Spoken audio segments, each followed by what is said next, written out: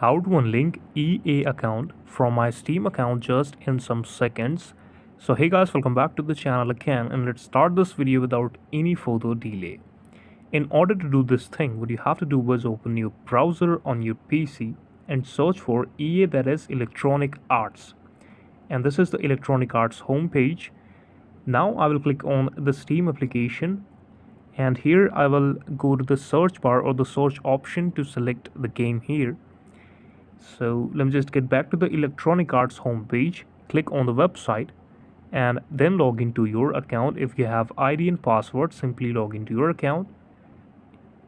Now we will simply check some things. Click on the account section on the right top, then click on account setting. In the account setting option, you will get a lot of setting, but you have to scroll down to the connection, and when you will click on the connection, you will find there is a lot of connective things here. You can unlink any one of them if you have linked it. As I don't have linked accounts here on my Steam, so I have no option to unlink it, but I can link it, or if I have the linked account, I can unlink it from the same option. This is the video. Thank you so much for watching it, and please subscribe to the channel for watching more videos.